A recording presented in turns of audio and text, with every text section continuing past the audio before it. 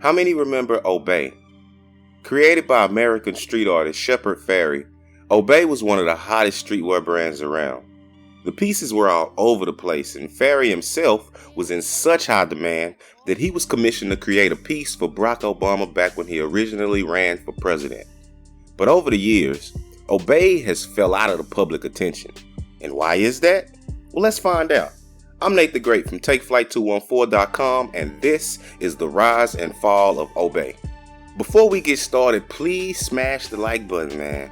We're a super small channel, and the only way that we can grow to become a bigger channel is with you guys' help. By liking and sharing the video, it helps us with the YouTube algorithm so that they suggest us to more people.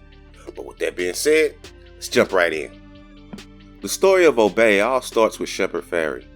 Born in South Carolina, Fairey was a rebellious kid who grew up with a great disdain for authority in the establishment, which always reflected in his drawings. Between 1989 and 99, the artist adopted a range of punk's playful graphic strategies, as well as the low-tech methods of production and distribution. His first series was modeled after an image of iconic 1980s pro wrestler Andre the Giant. He had a friend over one day who wanted to learn how to make stencils. Fairey flipped through the newspaper and picked out a picture of Andre Roussimoff, aka Andre the Giant. His friend clowned him at first and thought that the image and idea was stupid, but Fairey was intrigued. "No," he continued, "it's actually cool. It's cutting edge. Andre the Giant," he told his friend, "has a posse." And with that, an icon was born. He took the results to Kinko's and made stickers and slapped them on stop signs and in clubs, and then randomly placed them in places like local grocery stores. People started to rumble about the stickers, asking each other what it might mean. So he put up more of the image in New York City and in Boston. He encouraged others to join in as well with stickers, spray paint, stencils, and posters.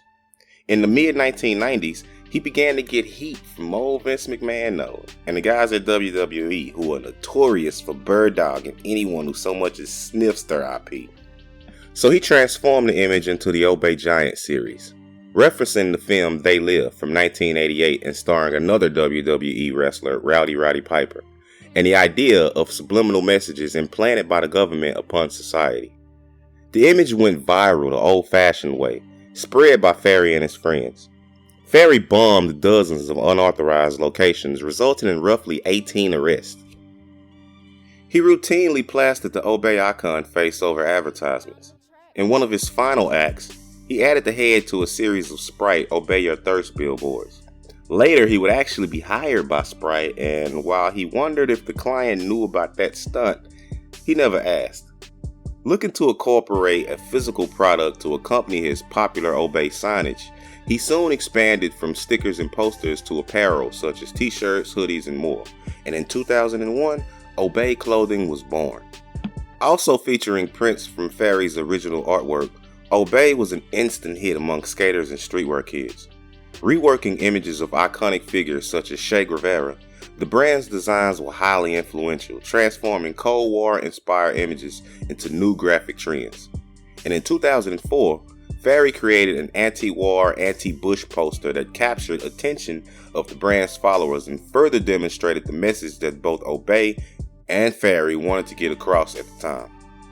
The brand's questioning of political figures and propaganda that comes with them was very much evident in his work, which is why his later moves would be so ironic, but we'll get to that. In the early to mid-2000s, Obey represented a large portion of youth of the day.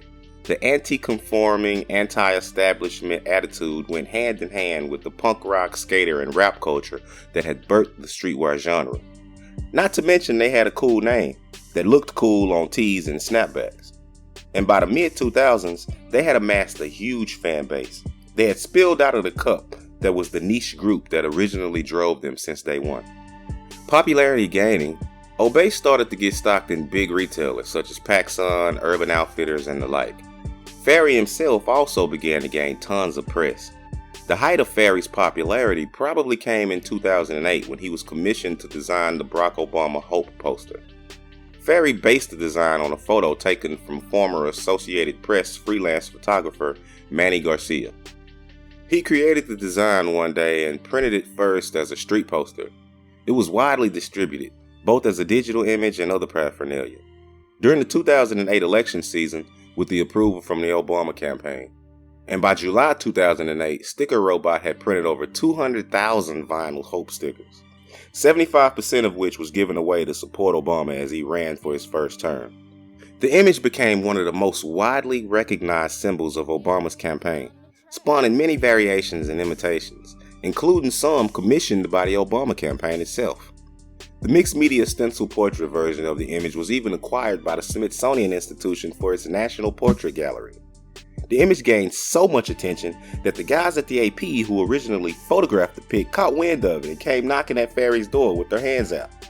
Fairey sued for a declaratory judgment that his poster was a fair use of the photograph, and eventually the parties were settled out of court in January of 2011. However, in February the following year of 2012, Fairey pled guilty to destroying and fabricating evidence showing that he had used the photograph. And in September of that year, he was sentenced to 2 years probation, 300 hours of community service, and a fine of $25,000. And although Fairey himself was probably at the height of his popularity, this would ironically signal the official downfall of Obey the brand.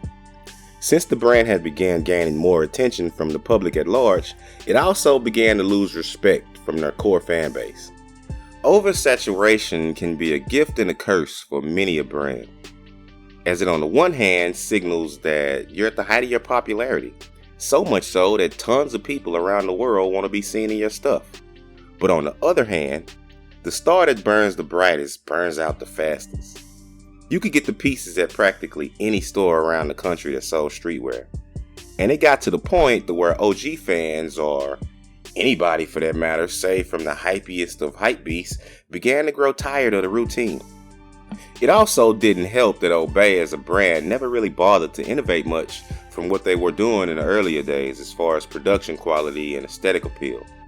When looking at the fall of Obey, it all comes down to the brand becoming what they originally sought to combat. They became establishment. The Obey logo, once a symbol of rebellion and counterculture, had been transformed into a representation of the worst aspects of hype culture. I can't count the amount of hypebeast be like memes that included Obey shirts or hats. Perhaps the most blatant example of my case is the transformation of Fairey himself. He went from staunchly anti-establishment to arguably working with him. And no, I mean, it's not like he was actually on the payroll, so to speak, but the thought of the same artist who once made pieces like this was now creating the campaign for a president that was not anti-war himself, to put it lightly, was a bit ironic. And to be fair, none of us, including Fairey, knew at the time that this would be the case. And many of us were caught up in the history that was actually taking place at the moment. But in hindsight, you gotta admit, it's super fucking ironic though. Shepard himself even had to later go on record and state that Obama didn't live up to his expectations either. In the end, the public would move on to the next big thing, and Obey was largely forgotten about, along with accusations of questionable ethical practices and claims that Fairey had sold out. He would try desperately to convince everyone that he was still the same old guy and Obey was the brand that they fell in love with. As for Fairey, he's still around and still doing art. And like it or not, Shepard Fairey is probably one of the most popular creators of a streetwear brand out there. I mean, seriously, think about it. How many of the other brand creators in our series have risen to these heights? And as for Obey, the brand, it's not completely dead. They still run a website and do regular drops, but the pieces are, but hey, that's subjective, and I don't judge the style choices of others. But what do you think? Are you still a fan of Obey? Would you still wear it today? Hit us in the comment section and let us know. Also, if you made it this far and hadn't smashed the like button yet, then please consider doing so. As we said before, liking and sharing the video is the best way to help us grow into a larger, more respectable channel. And if you want to be updated every time we drop a new video, then subscribe and click the notification bell to be dinged whenever a new episode is released. But with that being said, I'm Nate the Great from TakeFlight214.com signing out. Until next time, people. Peace.